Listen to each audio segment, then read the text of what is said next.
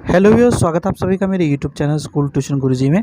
आज हम बात करेंगे कार्यपत्रक 13 की, जो कि 4 अगस्त के लिए जारी किया गया है। कक्षा 10 का विज्ञान विषय कार्यपत्रक है। बच्चे अपना नाम लिखेंगे और अपने कक्षा अध्यापक का नाम लिखेंगे। बच्चों, आज हम जानेंगे समझेंगे रासायनिक अभिक्रिया और उनके समीकरण के बारे में।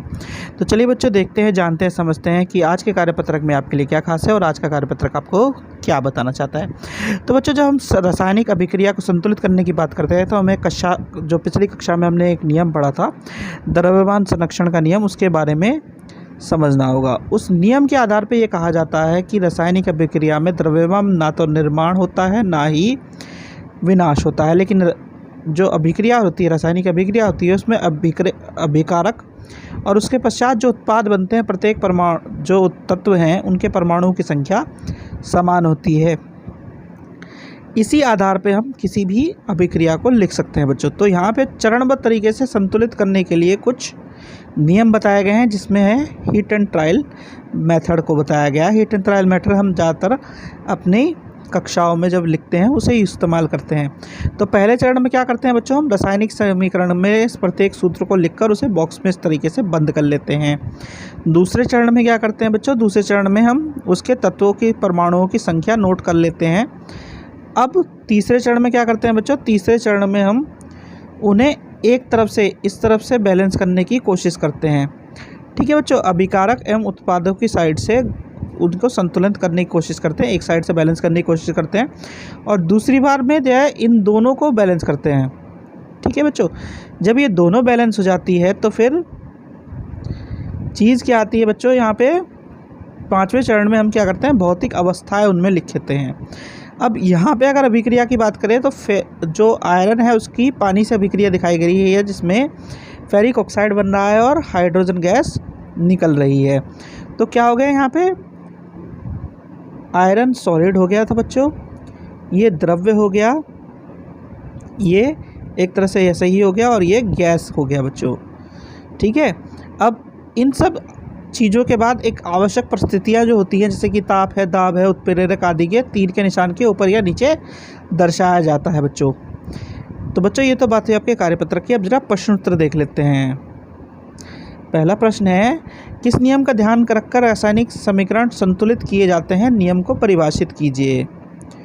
तो बच्चों, इसी को परिभाषित करने के लिए हम द्रव्यमान संरक्षण का नियम को इस्तेमाल करते हैं। इसमें क्या होता है, इसमें क्या कहता है ये, कि किसी भी द्रव्यमान का ना तो निर्माण किया जा सकता ना ही विनाश किया जा सकता है, लेकिन अभिकारक और उत्पाद रासायनिक अभिक्रिया के दौरान जो बनते हैं उनकी तत्वों के परमाणुओं की संख्या को समान होनी चाहिए, ताकि उन्हें बैलेंस किया जा सके या फिर बराबर किया जा सके बच्चों। अगला प्रश्न देखते हैं बच्चों। तो बच्चों, अगला प्रश्न क्या है, निम्न कथनों को रासायनिक समीकरण के रूप में परिवर्तित कर उन्हें संतुलित करें। इनको आपको लिखना है, संतुलित करना है बच्चों। तो चलिए इनको देखते हैं। तो बच्चों, बात कर लेते हैं क्वेश्चन नंबर 2 की। क्वेश्चन नंबर 2 क्या कहता है, निम्नलिखित कथनों को रासायनिक समीकरण के रूप में परिवर्तित करें और उन्हें संतुलित करें। पहला है, जिंक सिल्वर नाइट्रेट से अभिक्रिया करके सिल्वर और जिंक नाइट्रेट बनाता है। तो ये क्या हो गया बच्चों, ZnS प्लस 2AgNO3, ये भी सॉलिड फॉर्म में है, ZnNO3 और इधर 2 प्लस 2Ag बनाएगा बच्चों, ये सिल्वर बन गया। अगला है, इसमें पोटेशियम आयोडाइड लेड नाइट्राइड से अभिक्रिया करके पोटेशियम नाइट्राइड तथा लेड आयोडाइड बनाता है। तो ये हो गया 2PbNO3 प्लस 2Kl, ये बन गया PbL2 प्लस 2KNO3 बच्चों। अगला है बच्चों, सिल्वर क्लोराइड सूर्य के प्रकाश की उपस्थिति में वियोजित होकर सिल्वर तथा क्लोरीन गैस बनाता है। तो इसका रिएक्शन कैसे होगा बच्चों, 2AgCl सॉलिड फॉर्म में, 2Ag सॉलिड फॉर्म में, और क्लोरीन गैस निकल गई बच्चों। जहाँ जहाँ ये निशान है सॉलिड वगैरह के, अगर आपको कन्फ्यूज़न हो तो आप देख लीजिएगा। जहाँ जहाँ मुझे याद है वहाँ पे मैं बनाते जा रहा हूँ, जहाँ पे नहीं है वहाँ पे मैं छोड़ रहा हूँ। अब है बिना बुझा चूना जल से अभिक्रिया करके बुझा हुआ चूना बनाता है, तो ये है CaO प्लस H2O और ये बनाया कैल्शियम हाइड्रोक्साइड। ठीक है बच्चों। फिर है सोडियम हाइड्रोक्लाइड, सोडियम हाइड्रोक्साइड हाइड्रोक्लोरिक अम्ल से अभिक्रिया करके सोडियम क्लोराइड तथा जल बनाता है, तो ये होगा NaOH प्लस HCl यानी हाइड्रोक्लोरिक एसिड, ये बनाएगा NaCl प्लस H2O बच्चों।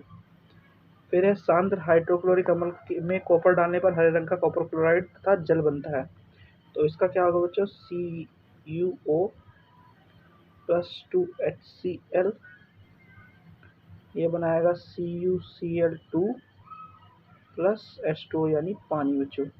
और आखिरी है बेरियम क्लोराइड तथा सोडियम सल्फेट के जलीय विलयन आपस में अभिक्रिया करके जल में घुलनशील बेरियम सल्फेट तथा सोडियम क्लोराइड बनाते हैं, तो ये बनेगा बच्चों BaCl2 प्लस Na2SO4, नीचे की साइड में लिखा हूँ उसके प्रोडक्ट देख लीजिएगा, BaSO4 जमा 2NaCl बच्चों। तो बच्चों ये आपकी वर्कशीट होगी कंप्लीट और वीडियो भी। आशा करता हूँ आपको वीडियो अच्छी लगी होगी। अगर वीडियो अच्छी लगी हो तो चैनल को सब्सक्राइब करें, वीडियो को लाइक करें, शेयर करें। Thank you.